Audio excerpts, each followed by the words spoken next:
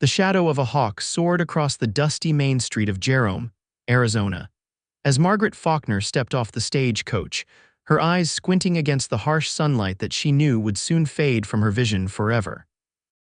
The year was 1882, and Jerome was booming with copper mining prosperity, the perfect place for a woman to disappear, especially one who carried the darkest secret of all. The doctor in Philadelphia had been clear. Her vision would continue to deteriorate until darkness claimed her completely. Progressive retinal degeneration, he called it, a death sentence for a woman alone in the world. Margaret adjusted her simple bonnet and gripped her carpetbag tighter, determined that no one in this new town would discover her affliction until absolutely necessary. "Need help with that bag, miss?" The driver called down, already busy with unloading mail parcels. "I can manage, thank you," Margaret replied, her voice steadier than her hands. She had practiced walking with diminishing sight, counting steps, memorizing layouts. Her peripheral vision was already failing, the world closing in like a tunnel that grew narrower each day. Jerome clung to the side of Cleopatra Hill, its buildings stacked haphazardly against the mountain slope. Margaret had chosen it for the advertisement seeking a schoolteacher, a position she could perhaps maintain even as her sight faded, if she was clever enough. She had memorized her letters and primers by heart during the journey west. "Schoolhouse is up Gulch Street, 2 blocks then right," the station master informed her when she inquired. "Town council's expectin' you, said to send you to the hotel for the night." Margaret nodded her thanks and began her careful journey, counting steps under her breath, focusing on the sounds and smells of the bustling mining town to orient herself. The scent of pine from the surrounding mountains mingled with coal smoke, horse manure, and the metallic tang of ore. Saloon music drifted from several establishments, while miners with copper-stained clothes moved past her. She was so focused on navigating that she failed to notice the runaway horse until screams erupted around her. Margaret froze, her limited vision unable to locate the danger in time. Strong arms suddenly encircled her waist, pulling her roughly aside as the panicked animal thundered past, its hooves striking exactly where she had stood moments before. "That was close, madam," a deep voice said, still steadying her. "You all right?" Margaret turned toward her rescuer, making out his silhouette against the bright sky, tall, broad-shouldered with a Stetson shadowing his features. A cowboy by the looks of his attire and the faint smell of leather and horses that clung to him. "Yes, thank you, sir. I'm afraid I was distracted." She stepped back, straightening her skirts and willing her heart to calm. "Name's Matthew Forrester, madam, town marshal." He touched the brim of his hat in greeting. "Don't believe I've seen you before." "Margaret Faulkner, I've arrived to take the teaching position." His posture changed slightly, interest evident even through her compromised vision. "The schoolteacher. Town's been waiting on you for near a month, children running wild since old Mrs. Hawkins passed." Margaret smiled, relieved to have found a friendly face. "I hope to begin as soon as possible." "Let me escort you to the hotel. Town council meeting tomorrow at 9 to get you settled in." He offered his arm, which Margaret reluctantly took. She hated appearing dependent, but the unfamiliar terrain made independence dangerous. As they walked, Marshal Forrester pointed out landmarks: the general store, the assayer's office, the church. Margaret tried to commit each description to memory, building a mental map she would need when darkness finally claimed her. "Town's growing fast," he explained. "Copper's bringing in folks from all over, nearly 2,000 people now if you count the mining camps. School's got 43 children enrolled." 43, Margaret repeated, anxiety fluttering in her chest. How would she manage so many when her sight continued to deteriorate? But she had no choice. Her savings would only last so long. At the hotel, a modest 2-story building with a wide porch, Matthew stopped. "Miss Pennington runs this place. She'll take good care of you. Council meetings across the street in the courthouse tomorrow." "Thank you, Marshal Forrester." "You've been most kind," he hesitated, as if wanting to say more, but simply tipped his hat again. "Welcome to Jerome, Miss Faulkner." The hotel room was small but clean, with a window overlooking the dramatic landscape of the Verde Valley below. Margaret sat on the edge of the bed, removed her spectacles, and pressed her palms against her aching eyes. The journey had exhausted her, and the strain of pretending to see normally was becoming increasingly difficult. She woke before dawn, having slept fitfully. The unfamiliar room disoriented her in the dim light, and for a terrifying moment, she thought the darkness had finally claimed her completely. Then the faint glow of approaching sunrise appeared at the window, and she exhaled in relief. Margaret dressed carefully, selecting her most professional navy blue dress with its high collar and modest bustle. She arranged her chestnut hair in a simple bun, applied rose water to her throat, and practiced her most confident expression in the mirror, the one that would reveal nothing of her fear or her failing sight. The town council consisted of 5 men who examined her credentials with obvious relief. Her education at the Women's Medical College of Pennsylvania impressed them, though she had abandoned her medical studies after her diagnosis. They did not need to know that detail. "When can you start, Miss Faulkner?" asked the council president, a portly banker named Whittaker. "Tomorrow, if the schoolhouse is ready," she answered. "It's been closed since Mrs. Hawkins passed 6 weeks ago, but it's clean. I'll have my wife show you around this afternoon," Whittaker replied. Mrs. Whittaker proved to be a talkative woman with a kind disposition. She led Margaret through the one-room schoolhouse, describing everything in detail: the slate boards, the rows of desks, the small library, the pot-bellied stove. Margaret nodded and asked questions while surreptitiously touching items, memorizing their locations, counting steps between important points. "Town's growing so fast, we'll need to add on to the schoolhouse soon," Mrs. Whittaker chattered. "Mining families mostly, but we've got merchants' children too. Ages 5 to 16, though most boys leave by 14 to work the mines." Margaret arranged the classroom that evening, placing her desk where the afternoon light would fall across it, keeping her back to the windows to reduce glare. She would need to memorize each child's face quickly before her vision deteriorated further, learn their voices to identify them when she could no longer see their raised hands. That first morning, Margaret stood at the schoolhouse door, greeting each student by name as Mrs. Whittaker introduced them, committing voices to memory. By lunchtime, her head pounded from the strain of appearing normal, but she persisted. Day after day, she developed strategies, having children read aloud rather than silently, arranging classroom activities that required her minimal supervision, teaching herself to recognize students by their footsteps and voices. For 3 weeks, she maintained her secret. But the darkness continued to close in. Colors faded, faces blurred, and reading became nearly impossible without holding books inches from her face. On a Friday afternoon, as the children filed out after the final bell, Margaret remained at her desk, trying to grade papers while she still could. The words swam before her, and she leaned closer, her nose nearly touching the page. "Working late, Miss Faulkner," she startled, looking up to find Marshal Forrester's tall figure in the doorway. She hadn't heard him enter. "Just finishing some grading," she said, straightening quickly and setting aside the papers. Matthew stepped into the room, removing his hat. "Town's pleased with your teaching. Parents say the children are learning more than they ever did with Mrs. Hawkins." "That's kind of them to say." Margaret began organizing her desk, keeping her movements deliberate to avoid revealing her difficulty. "Thought you might like to know we're having a town social tomorrow night. Dance at the community hall. Teachers are expected to attend." His tone held a hint of something beyond mere information. Margaret hesitated. A crowded, dimly lit room would be dangerous for her. "I'm not much for dancing, Marshal. Call me Matthew, please." He moved closer, and she could just make out his features: strong jaw, kind eyes. "And it's not just dancing. There's food, music, good way to meet folks." The last thing she wanted was to meet more people she wouldn't be able to recognize in a month's time. But refusing would draw attention, the very thing she sought to avoid. "Very well, I'll make an appearance." He smiled, and even through her failing vision, the warmth of it reached her. "I'll escort you there. 7 o'clock. Before she could formulate a reason to refuse, he was gone, leaving only the scent of leather and something distinctly masculine in his wake. The social proved to be exactly what Margaret feared: a crowded, noisy affair with too many people moving unpredictably in too little light. She clung to Matthew's arm more than she intended, using him as her eyes as they navigated the room. "You seem tense," he observed, handing her a cup of punch.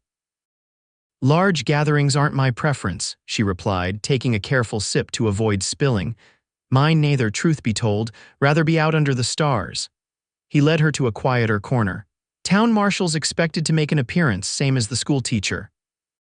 The music started and couples began forming for a Virginia reel. Margaret set down her cup, preparing her excuse to avoid dancing. "Would you honor me?" Matthew asked, extending his hand. "I'm afraid just one dance," he persisted gently. "Then we can escape for some fresh air." The promise of escape won her over. She placed her hand in his, allowing him to lead her into the set forming on the floor. The dance was a disaster waiting to happen, partners changing, complex movements, all while her vision tunneled ever narrower. But Matthew seemed to sense her hesitation, his hand at her waist guiding her more firmly than was strictly proper, his voice low in her ear warning of approaching turns. "Left now," he murmured. 4 steps forward. She realized he was counting for her, as though he somehow knew she couldn't see properly. Embarrassment and gratitude warred within her. When the dance ended, Matthew kept his promise, leading her outside onto the porch where the cool night air provided welcome relief. "You dance well for someone who doesn't care for it," he commented. Margaret turned toward his voice. "You're being kind, I was terrible." "No," he said softly, "just cautious, like someone afraid of making a wrong step." The observation hit too close to home. Margaret tightened her shawl around her shoulders. "Perhaps I am cautious by nature, or perhaps there's another reason." His voice held no accusation, only gentle inquiry. For a moment, Margaret considered telling him everything: the diagnosis, the steady march toward blindness, the fear that had driven her west where no one knew her or her family's history of eye disease. But she couldn't bear the pity that would inevitably follow. "It's a beautiful night," she said instead. "Describe the stars to me." If he found the request odd, he didn't show it. "The Milky Way stretches from horizon to horizon, looks like someone spilled a bucket of silver dust across the sky. The Big Dipper's pointing toward the North Star, bright as a beacon." His voice painted pictures her failing eyes couldn't capture, and for a moment, Margaret forgot her troubles, lost in his description of constellations and the myths behind them. Their conversation was interrupted by a commotion inside, raised voices, then the unmistakable sound of breaking glass. "Miners," Matthew sighed. "Saturday night usually brings trouble, excuse me." He left her on the porch and returned to the hall. Through the open door, Margaret heard him diffusing the situation with calm authority. She used his absence to take a few careful steps, finding a bench along the wall where she could wait without risk of stumbling. The evening ended without further incident, and Matthew escorted her home to her small rented room behind the milliner's shop. At her door, he hesitated.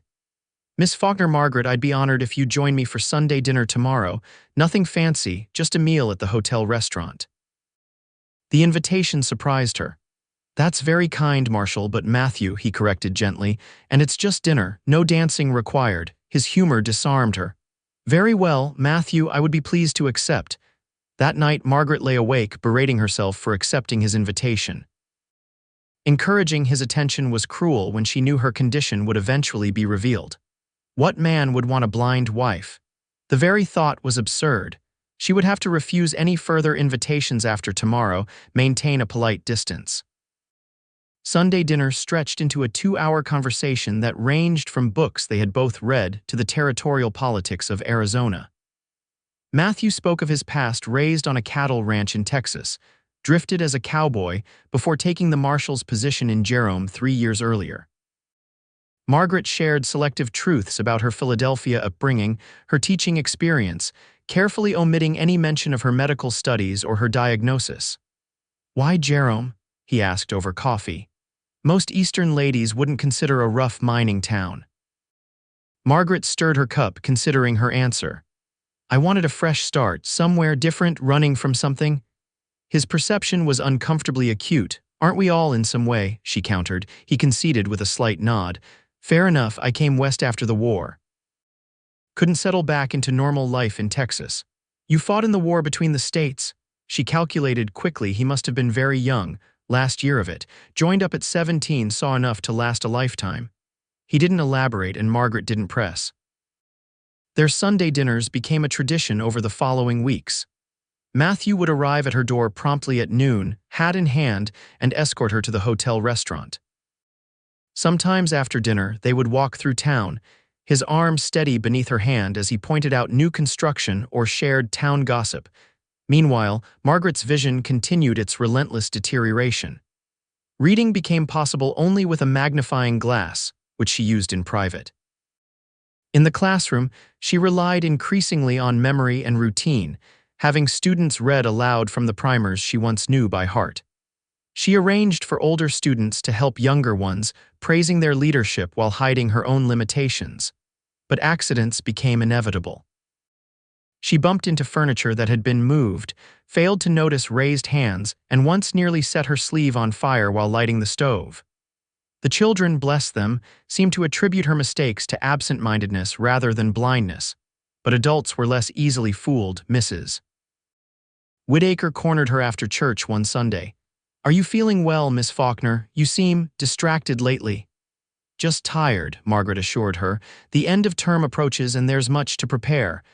The banker's wife didn't seem convinced but didn't press further. Margaret knew her time was running short. Soon, her condition would be impossible to hide, and the town council would have no choice but to replace her.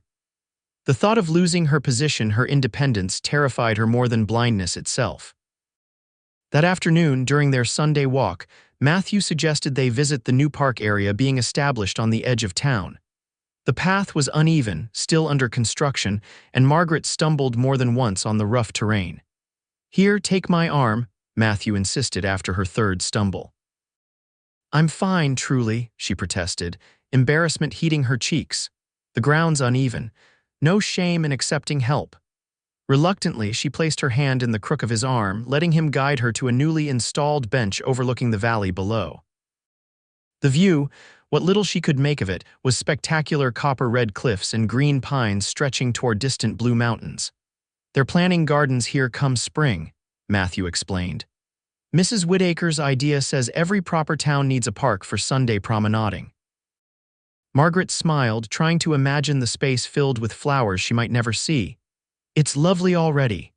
They sat in companionable silence, the afternoon sun warm on their faces. Margaret was acutely aware of Matthew beside her, solid and reassuring. Over the past months, he had become more than a friend, a steady presence she had come to rely upon more than she cared to admit. "Margaret," he began, his voice uncharacteristically hesitant. "I've been meaning to ask you something." Her heart quickened.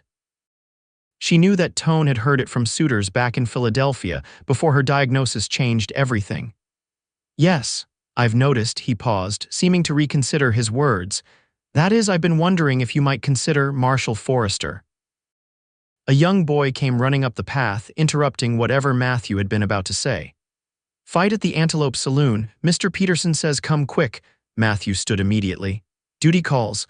"I'm sorry, Margaret, we'll continue this conversation later." She nodded, relief and disappointment mingling as she watched his blurry figure hurry away with the messenger. The following week brought disaster.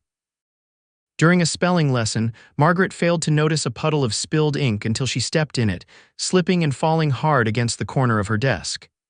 The pain was immediate and intense, but worse was the gasp from her students as blood trickled from a gash on her forehead. "Miss Faulkner." Several voices cried out at once. "I'm fine," she insisted, trying to stand but growing dizzy from the pain. "Elizabeth, please fetch Mrs. Whittaker from the general store." The banker's wife arrived quickly and took charge, dismissing the children early while sending for the town doctor. By evening, the story had spread throughout Jerome. The schoolteacher had failed to see an obvious puddle of ink and injured herself as a result. Dr. Reynolds, a kindly older man with a gray beard, stitched Margaret's wound and then sat back, studying her with professional interest. "How long have you been losing your sight, Miss Faulkner?" The direct question startled her. "I don't know what you mean," he sighed. "I was an army surgeon before settling here, saw plenty of injuries to the eyes. I recognize the signs, the way you turn your head to see peripherally, how you touch things to orient yourself. You're going blind, aren't you?" Denial rose to her lips, then died there. What was the point now? "Yes," she admitted, her voice barely audible, "progressive retinal degeneration." "Hereditary." When she nodded, he continued. "Your central vision is already compromised, I'd guess. Peripheral failing too?" "Yes. The specialist in Philadelphia said I would likely be completely blind within 2 years. That was 8 months ago." Dr. Reynolds nodded thoughtfully. I've seen similar cases. Nothing to be done medically, I'm afraid. I know. Margaret's hands twisted in her lap. I suppose the town council will need to know. They already suspect something's amiss, he confirmed gently. Mrs. Whittaker has mentioned concerns. I'll resign tomorrow, Margaret said, defeat heavy in her voice. Dr. Reynolds placed a gentle hand on her shoulder. This doesn't have to end your teaching career. There are techniques, adaptations for a blind teacher. Don't be absurd. The words came out sharper than intended. Actually, the doctor continued undeterred, there are schools specifically for the blind back east, new teaching methods. You might consider I came west to escape pity and dependence, Margaret interrupted. I won't return to become an object of charity. The doctor didn't argue further, simply finished bandaging her head and left her with instructions for care. Margaret sat alone in her small room as darkness fell, both outside her window and increasingly within her world. A knock at her door roused her from despair. Matthew's voice called through the wood. Margaret, it's Matthew, may I come in? She considered refusing, but what difference did it make now? It's open. He entered, removing his hat, his expression concerned even through her blurred vision. Dr. Reynolds told me what happened. How are you feeling? Physically, the head wound is minor, otherwise, she gestured vaguely. My secret's out, I suppose. Matthew pulled a chair close to where she sat on the edge of her bed. Why didn't you tell me? The hurt in his voice cut deeper than expected. What would have been the point? The point. Trust, Margaret, I thought we had that, at least. She turned away. I didn't want your pity. Pity. He sounded genuinely confused. Is that what you think I'd feel? What else would you call it? Bitterness crept into her voice. Poor Miss Faulkner going blind at 28. How tragic. How sad. No, thank you. Matthew was quiet for a long moment. That's not how I see you. You barely see the real me at all, she countered. You see a competent schoolteacher, an independent woman. That's not who I'll be soon. You'll still be Margaret, he said simply. Still stubborn, still intelligent, still the woman who argues politics with me every Sunday and never concedes a point. Despite herself, she smiled faintly. I conceded on territorial rights last week. Only because I quoted the exact statute, he returned, his voice warming. Margaret, look at me. She turned toward him, wishing she could see his expression clearly. I'm looking. He took her hands in his touch warm and steady. I've known about your sight for weeks. The admission stunned her. What? How? I'm the town marshal. It's my job to notice things. His thumbs traced small circles on her palms. The way you hesitate at unfamiliar doorways, how you hold books too close, the way you recognize people by their voices before their faces. Embarrassment heated her cheeks. And you said nothing. I was waiting for you to trust me enough to tell me yourself. His voice held no accusation, only a hint of sadness. I couldn't, she whispered. I couldn't bear to see the change when you knew, when pity replaced. Whatever this is between us. What do you think this is between us, Margaret? She swallowed hard. Friendship, I supposed. Just friendship. His voice dropped lower. Is that all you want from me? The question hung in the air between them, weighted with possibility. It doesn't matter what I want, she finally replied. I'm going blind, Matthew. No man wants that burden. Don't tell me what I want, he said firmly, his hands tightening around hers. Ask me instead. Tears threatened and Margaret fought them back. What do you want then? You. The word was simple, direct. I want you, Margaret Faulkner, with your sharp mind and sharper tongue. I want your passion for teaching, your love of books, your arguments about politics. I want your stubbornness and your pride and yes, your failing eyes too. A tear escaped despite her efforts. You can't mean that. You don't understand what's coming. I understand better than you think. He released one of her hands to reach into his pocket, extracting something she couldn't quite make out. My mother lost her sight when I was 12. Glaucoma. I watched her adapt, learn new ways to manage. It wasn't easy, but she remained the heart of our family until she passed 5 years ago. Margaret felt something cool and metallic pressed into her palm. A ring. I was trying to ask you something at the park before we were interrupted, Matthew continued. I'm asking now, Margaret Faulkner, will you marry me? She couldn't speak, overwhelmed by his unexpected proposal. You can't, we can't. We can, he insisted. I know exactly what I'm asking and of whom. I'll be dependent on you, she protested. A burden? No, he countered. You'll be my wife, my partner. We'll face this together, find solutions together. The town council will dismiss me once they know, she said, voicing her greatest fear. I'll have no income, no purpose. Then we'll fight that battle when it comes, Matthew replied. But you won't face it alone. Let me be your eyes when you need them, Margaret. Let me help you see the world in new ways. The tenderness in his voice undid her final defenses. Tears flowed freely now as Matthew gently raised her chin and pressed his lips to hers in a kiss that promised understanding, partnership, and a love that transcended physical limitations. Yes, she whispered against his mouth. Yes, I'll marry you. The town council meeting 3 days later was tense. Margaret sat straight-backed beside Matthew as she explained her condition to the 5 men who controlled her employment fate. So you see, gentlemen, while my vision is deteriorating, my ability to teach remains intact, she concluded. I've already implemented adaptations in the classroom that allow me to continue effectively. Banker Whittaker cleared his throat. While we sympathize with your condition, Miss Faulkner, we must consider the children's education paramount. The children are learning exceptionally well, Matthew interjected. Test scores prove it. Marshal Forrester, with all due respect, this is a council matter, Whittaker replied stiffly.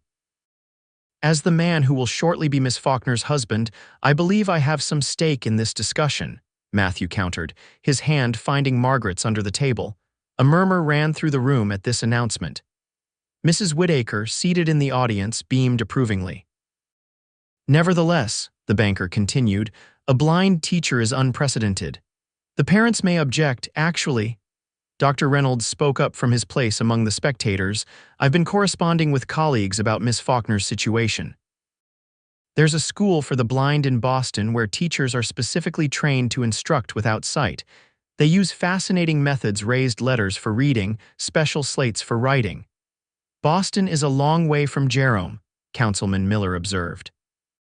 Which is why I've requested their teaching materials be sent here, the doctor continued. Miss Faulkner could be a pioneer in bringing these methods to the West. The council exchanged uncertain glances. It would be experimental at best, Whittaker mused. Jerome's an experimental town, Matthew pointed out. Built on a mountainside, extracting copper from solid rock, we do the impossible every day. Margaret squeezed his hand in gratitude for his support. Mrs. Whittaker stood suddenly. If I may address the council. Without waiting for permission, she continued, My Sarah adores Miss Faulkner, says she's learning more than ever before. All the children feel the same. They don't care if she can see, only that she cares enough to teach them well. A murmur of agreement rose from other parents in attendance. Margaret felt hope rising despite her efforts to remain pragmatic. The council called a short recess to deliberate privately. When they returned, Whittaker cleared his throat importantly. Miss Faulkner, the council has decided to continue your employment on a provisional basis. Dr. Reynolds will work with you to implement these special teaching methods. We'll reassess at the end of the term. Relief flooded through her. Thank you, gentlemen, I won't disappoint you. See that you don't, Whittaker replied, but there was no malice in his tone.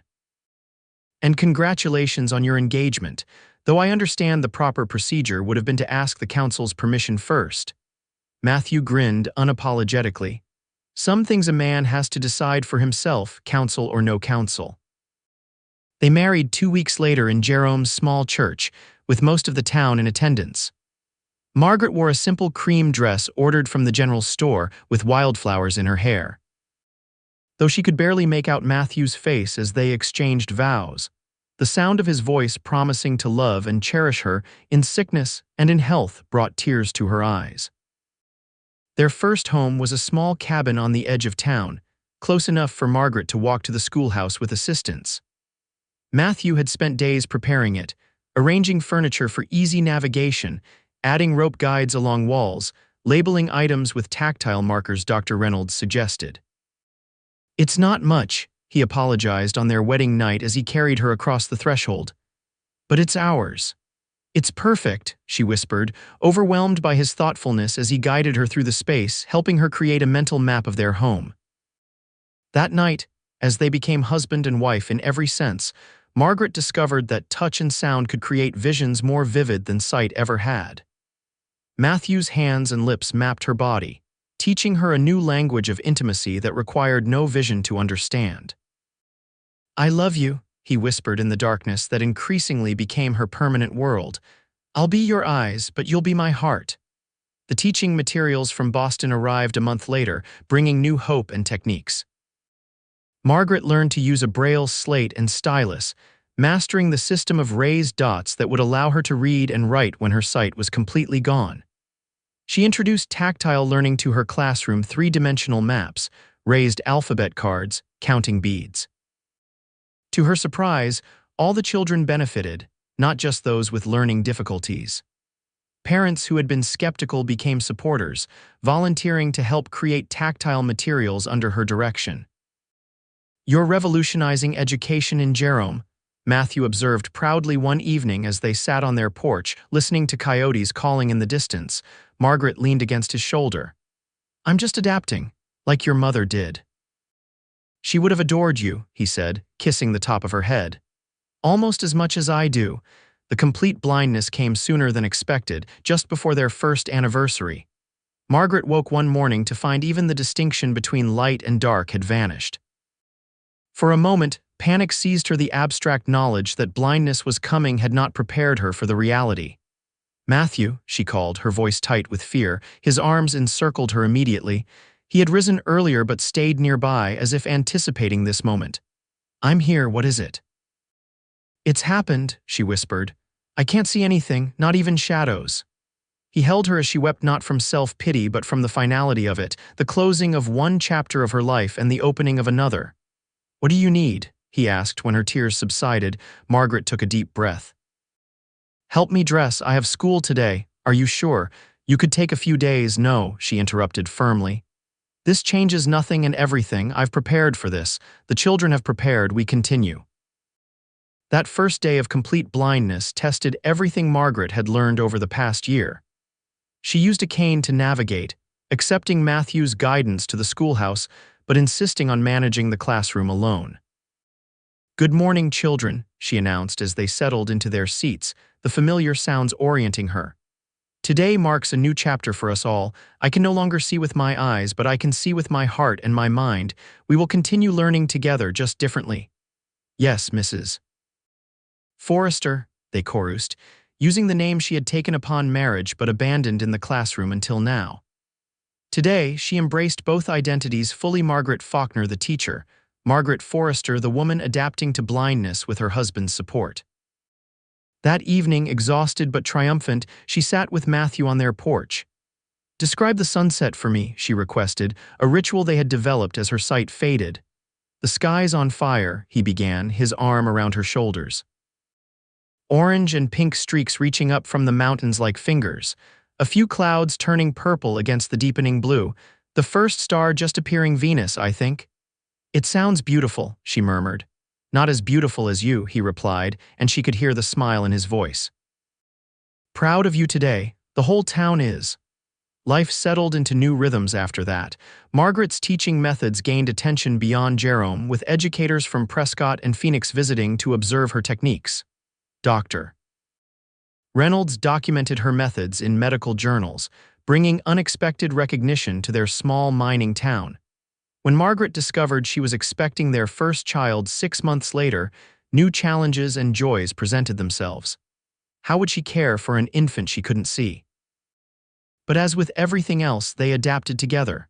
"Boy or girl?" she asked Matthew as he placed their newborn son in her arms for the first time, her fingers gently exploring the tiny face. "A boy," he answered, his voice thick with emotion. "Perfect in every way. Dark hair like yours, my chin according to the nurse." They named him William, after Matthew's father. Margaret learned to distinguish his different cries, to change and feed him by touch, to navigate motherhood without sight but with abundant love. When William was 2, they welcomed a daughter, Sarah. By then, Margaret had established a small training program for other teachers interested in her methods. The Jerome School Board had not only continued her employment, but expanded her role to include teacher training. "Never thought I'd be married to the most famous educator in the Arizona territory," Matthew teased as they sat on their expanded porch. Listening to their children play in the yard, Matthew had carefully designed with tactile landmarks for both Margaret and the children. "Hardly famous," she demurred, "just determined." Same thing out here, he replied. Determination's what built the West. As the children grew, Margaret's world expanded rather than contracted. She taught them to be her eyes when needed, but also to respect her independence. William inherited her intelligence and Matthew's practicality, while Sarah combined her father's steady nature with her mother's passion for learning. By the time William was 10 and Sarah 8, Jerome had grown into a proper city of nearly 15,000 souls. The small cabin had been replaced by a comfortable house closer to town, with a dedicated space for Margaret's teaching seminars. Matthew had risen to the position of county sheriff, respected throughout the territory for his fair-mindedness and courage. On their 15th wedding anniversary, Matthew surprised Margaret with a trip to San Francisco, where a conference on education for the blind was being held. "They've invited you to speak," he explained as they traveled by train, the children left in Mrs. Whittaker's capable care. "Your methods have spread throughout the West. They want to hear from the pioneering teacher of Jerome." Margaret's presentation at the conference brought her unexpected recognition. Educators from across the country sought her advice, and she returned to Jerome with commissions to write training materials and correspondence course content. "Did you ever imagine this?" Matthew asked as they lay together one night years later. "When you first stepped off that stagecoach in Jerome?" Margaret traced the familiar contours of his face, slightly weathered now by years of sun and wind, but still as beloved as ever. "Never. I came here expecting to teach until I couldn't then. I don't know what I expected after that, certainly not this life." "Regrets?" he asked, though he knew the answer. "None," she replied firmly, "though I do wish I could see our children's faces and yours." "I'm handsome as ever," he assured her with a chuckle. "Distinguished silver at my temples now, the doctor says." "Vain man," she teased, kissing him softly. "I see you perfectly well, just not with my eyes." As their children grew to adulthood, William following his father into law enforcement after college in California. Sarah becoming a teacher specializing in education for disabled children, Margaret and Matthew remained the heart of Jerome's community. Their home became a gathering place for both family and the steady stream of educators who came to learn Margaret's methods. On their 30th anniversary, the town of Jerome honored them with a celebration in the park Matthew had once tried to propose in.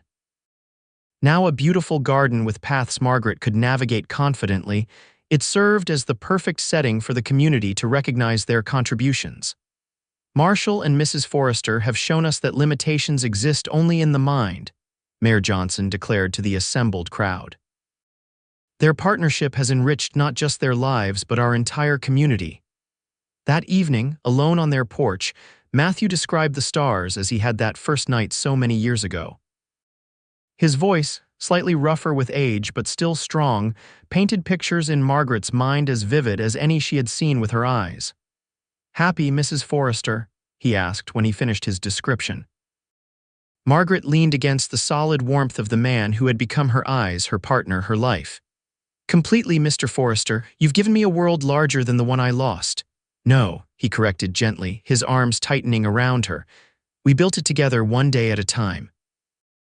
As the years passed, their family expanded to include grandchildren who never thought it strange that grandmother needed touch to see their faces, or that their games had to include sounds and textures. To them, Margaret was simply their wise, loving grandmother who told the best stories and taught them that challenges were just opportunities in disguise. When Matthew passed peacefully in his sleep at 78, after 46 years of marriage, Margaret faced her greatest challenge since losing her sight: how to navigate a world without the man who had been her eyes, her compass, her heart. But the legacy they had built together sustained her. Their children and grandchildren surrounded her with love and support. The school for special education that Jerome had established under her guidance continued to flourish. The techniques she had pioneered were now used throughout the country. "He's still with you, Mother," William assured her at the funeral. "In all of us, in everything you built together."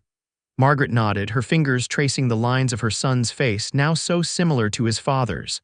"Your father once promised to be my eyes," she said softly. "But he became so much more. He taught me to see with my heart." In the years that followed, Margaret continued to teach and write, her mind remaining sharp even as her body grew frailer. She lived to welcome great-grandchildren, to see the dawn of a new century, to witness the Arizona Territory become a state.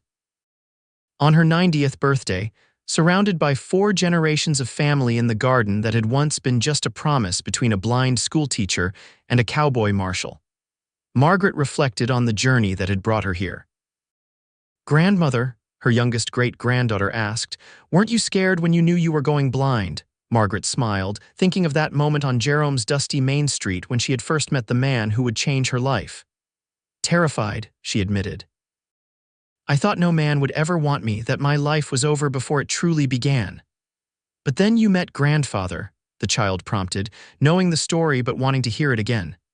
"Yes," Margaret agreed, her weathered hand closing around the wedding ring she still wore.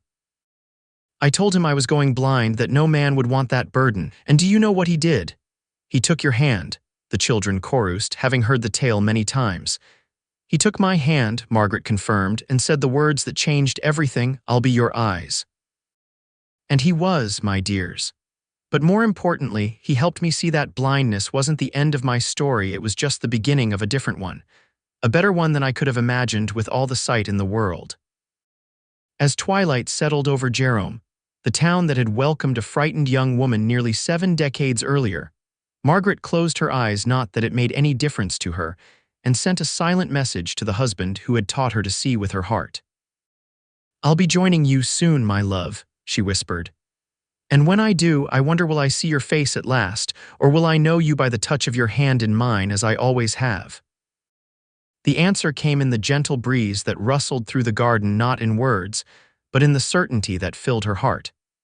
However she found him, in whatever came next, they would recognize each other instantly, as souls always do when they've learned to see beyond the limitations of mere eyes. The legacy of the blind schoolteacher and her marshal husband lived on, not just in their descendants or in the educational methods Margaret had pioneered, but in the story Jerome residents still told of the cowboy who promised to be the eyes for the woman he loved, and the woman who taught him to see the world through her heart.